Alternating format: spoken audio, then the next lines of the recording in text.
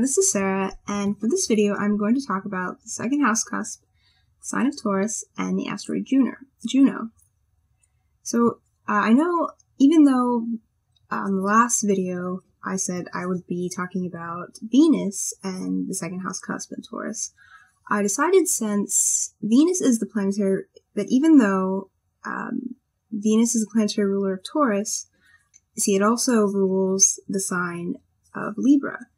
So I'm actually going to be discussing Juno because, in my opinion, Juno embodies many of the same concepts and ideas that are also expressed in the second house of Taurus.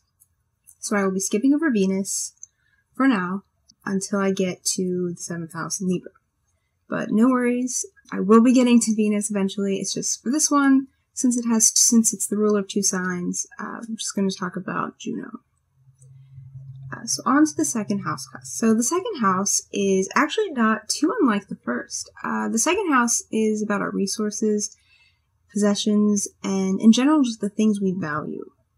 And value is an important aspect of this house. So money is logically also closely related to this house. And in the subject of parts of life and what part of life the second house affects, we can think of the second house as obviously the second stage of life. Well, one thing I forgot to mention in the last video when talking about houses is that the houses are not just maps of areas of life, but like the signs, act almost as if steps of consciousness or the processes we go through growing, changing, and maturing. In fact, all of these houses and signs are very much related to this idea of consciousness. For example, just to put it in perspective, the Aries is all about their self, and Aries in the first house is all about the self and really knowing your personality, your personal self, yourself. And then when we get to the 12th house, or Pisces, which would be the last, that one would be related to kind of a higher spiritual plane or level of consciousness. So as we go through all of these, they'll be getting a little more complicated as we go to where we are in our life. The first house is all about the self and centered on the self and how we appear. So the second house follows this with recognizing the need for other people and different things to survive. And I don't just mean material things, I also mean just our ideas and our values and just what we value in general. And this idea is how we get the concept of possessions and what is ours, and what may be someone else's does not necessarily belong to me.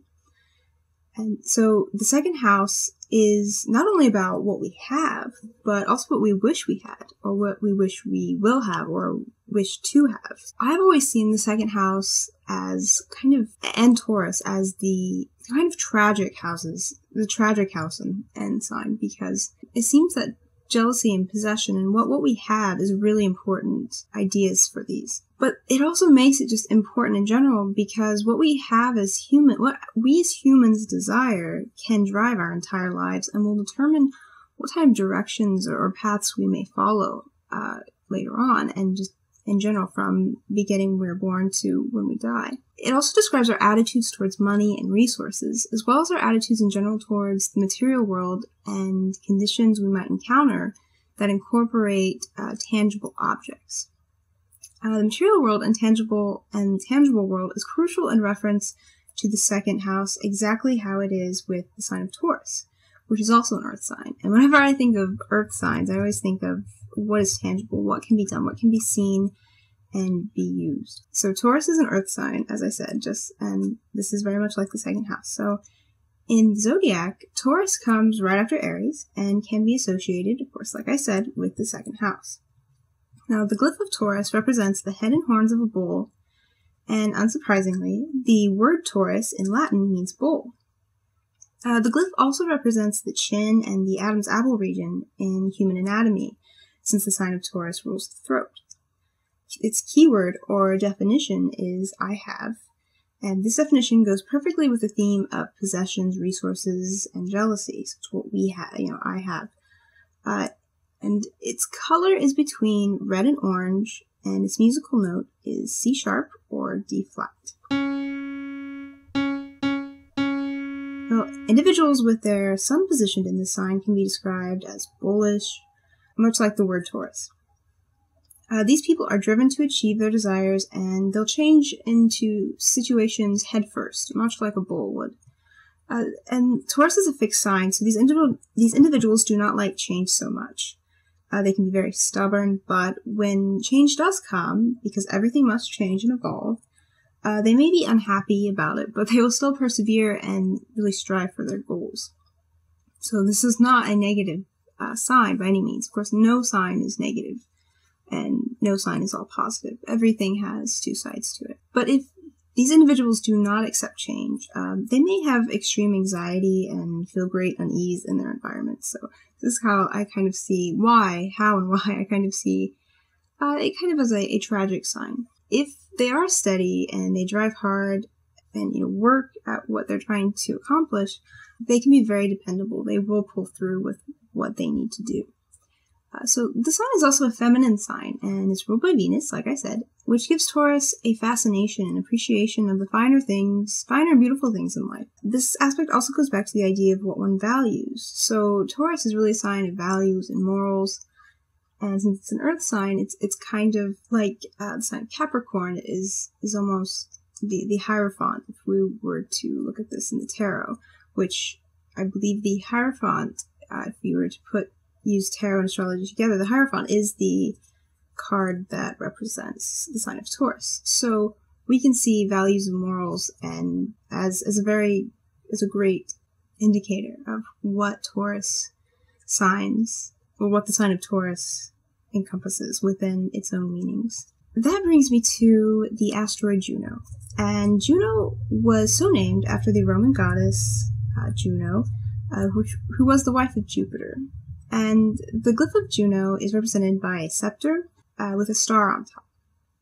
And the asteroid Juno is not used very often, and it doesn't rule any sign necessarily because it is an asteroid. It's not a planet like Venus or Mercury or Mars, and it hasn't been too long since it was discovered. So Juno is not used too often in astrology. I haven't seen it been used by many, but it is, and it seems that the asteroids, from what I've read recently, are coming more into play in astrology and with interpreting charts.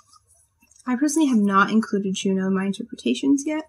I have looked at interpretations for it, and I've determined different ways of interpreting myself. I know where my Juno is, and I know where some other people's Junos are, but it's not something that I use myself. The definition of Juno, it varies from from school of thought to school of thought. Juno she was the wife of Jupiter, and she kind of represents in some cases, the dutiful wife archetype. And the dutiful wife, it also represents the relationships and because it's the dutiful wife, and because it's Juno really, and Juno, if you know your mythology, Juno was, or Hera in Greek mythology, Juno was Hera, in Roman it was Juno. Juno was the jealous wife. She was the wife of Zeus, and Zeus was off, seducing mortal and god. And so Juno was always very jealous, and she would take out her wrath on unsuspecting gods and goddesses and mortals alike, instead of speaking with her husband herself. Which of course is certainly an archetype of this goddess. But Juno also just represents our relationships, or at least our relationships in which we would like to have. So with a way to interpret someone's Juno in their chart is by looking at the sign or house it's in, and that indicates what type of relationship these people would look for, or what they would fall into. So Juno is definitely a relationship planet. It is feminine, of course. But those definitions are disputed, and I believe the Magi Society, Magi Astrology, actually see Juno as not the dutiful wife, but actually the mistress.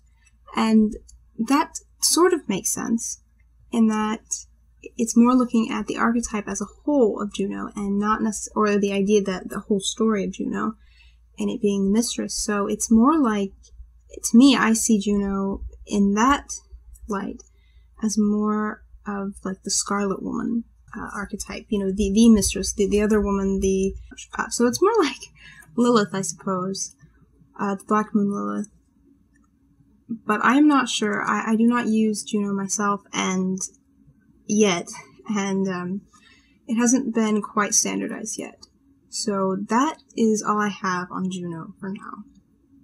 And that will be the end of this video. And for my next video, I will be progressing through the rest of the signs. So for my next video, I'll be talking about the third house, the sign of Gemini, and I will definitely be doing the planet Mercury. And even though Mercury, like Venus, actually rules two signs, Mercury rules Gemini and Virgo, when I get to Virgo, I will be talking about the asteroid Vesta.